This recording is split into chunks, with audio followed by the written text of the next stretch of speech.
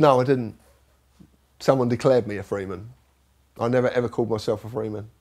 I'm not a freeman. I don't want to be a noble or a baron, which the actual word comes from barrow, freeman. So I'm not that. I'm not a free man. I was free the day I was born. I've always been free. Because freedom is about choice. And I've always had the ability to make a choice. Always. And if I want to take someone's authority away, it's quite easy. And I can do it in a non-conflictional situation. And I can take the conflict out of it by choosing to do what they ask me to do. And when you choose to do what's asked of you, there's no authority anymore. No one has the upper hand because you've chosen to do it. And life is about choices and being given choices. There is always a choice. And every second of every day, you can make a choice to be either better or worse. Okay. Most people perceive that the police were formulated to protect and to serve them. Why do you believe the police were formulated? In essence, what you're saying is absolutely true. But unfortunately, the truth of that matter is that they were only formed to protect one element of society. When you look at society, society means the socially dominant members of any community. And the police were set up to protect that socially dominant element from the likes of the inferiors, us. When you actually go back into the history of the police, which is very fascinating, I would ask anybody watching this to actually do the history of the police of any nation, because it comes from exactly the same principle. There is none of it will ever change. You can go to at least 53 countries in the world, or legally defined areas in the world, and you will find that the police were created for exactly the same reason. The two reasons they were created was, one, to protect the aristocracy from us, to protect their goods, their lifestyle, their possessions from us. The second reason was to create state control of street life, because they knew through keeping crime alive, there was a lot of money to be made there. A lot of money. Through keeping crime alive? Absolutely. That's their job, to keep crime alive. Not to solve crime, to keep it alive.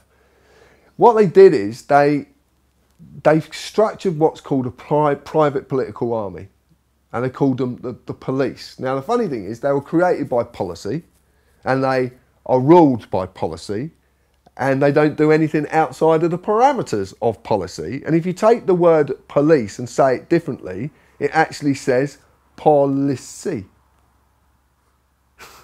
So it's there in your face. And it's always been there. The writing's always been on the wall. It's just whether you choose to read it or not.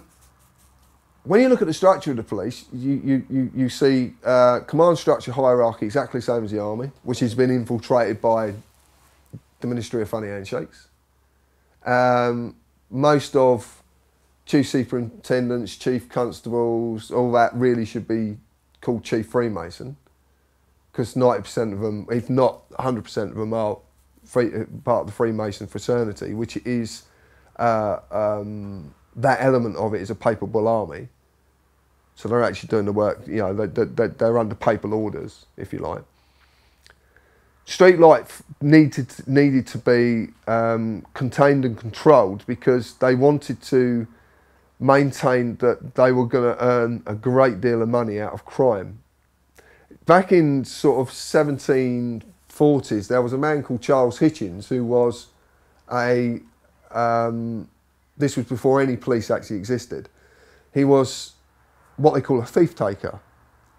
Now, the thief takers were quite interesting, because the thief takers would go and reclaim stolen property and sell it back to the people it had been stolen from.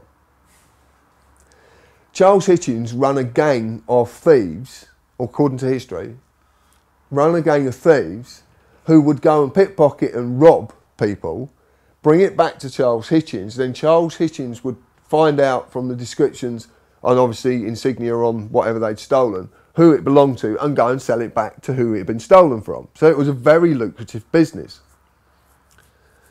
Now, he married a lady, and she had come into some money. She actually come in, she sold, her dad left her a house, they sold the house, and he got over £700 at that time, which is a lot of money, which at that time would have been backed by gold. So it would have been worth quite a lot of money. So anyway, he decided he was going to buy himself a position. And he bought himself the position of High Sheriff of the City of London. There was 2 of them. He bought this position. Wasn't elected, he wasn't given it, he bought his position. He then did exactly the same, but just run bigger gangs. But using the smokescreen of being the High Sheriff of the City of London. He was then caught doing it. It was actually, I'm sure a man was called Jonathan Wild. That seems to ring a bell.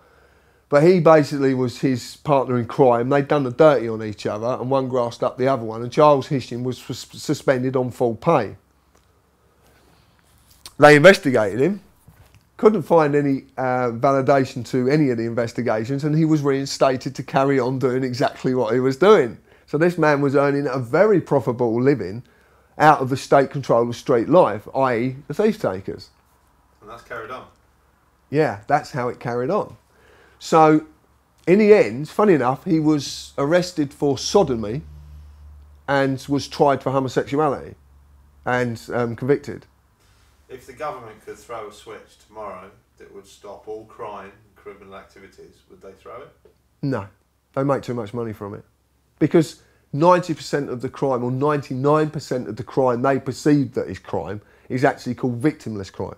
There is no victims. And crime can only exist if there is a victim. If there is someone who harm, injury or loss was caused to.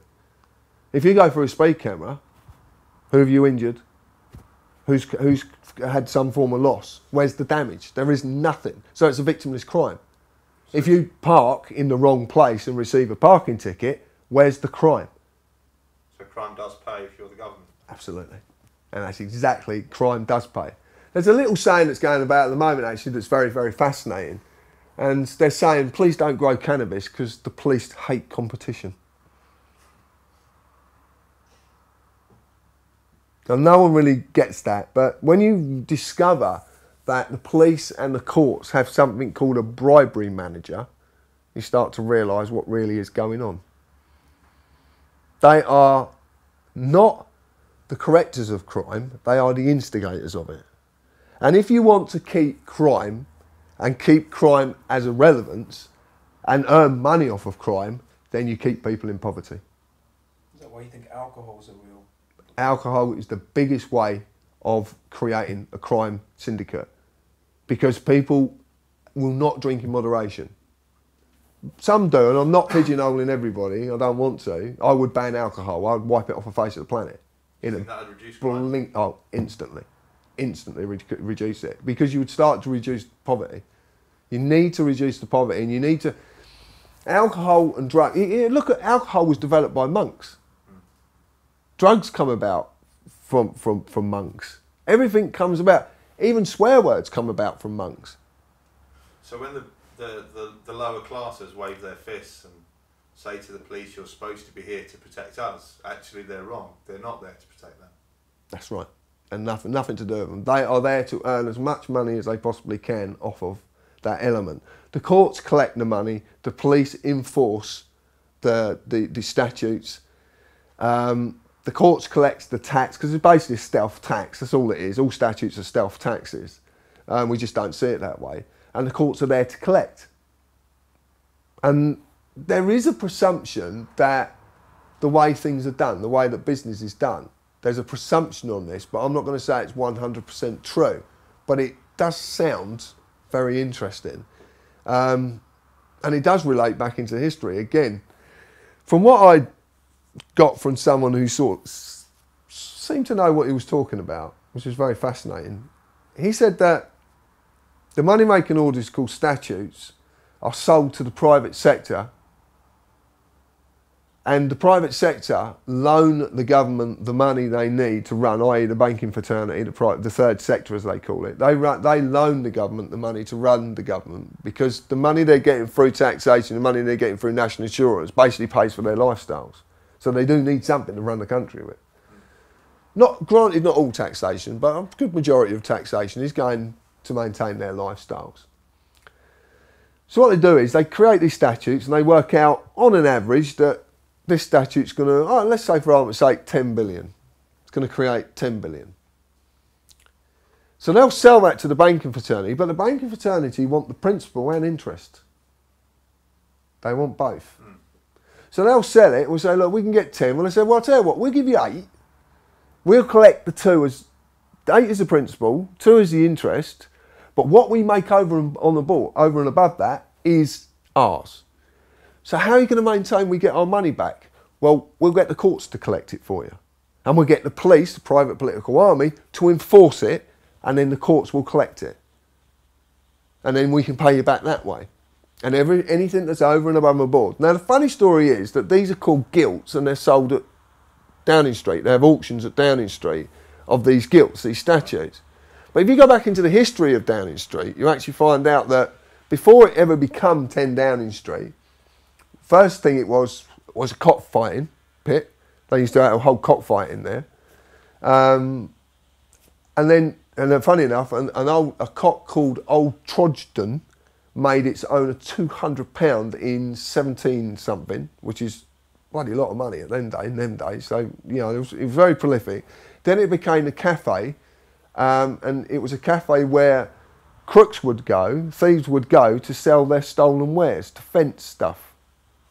And isn't it funny how someone told me that that's exactly what the directors of the corporation are doing at 10 Downing Street. They're fencing stolen wares.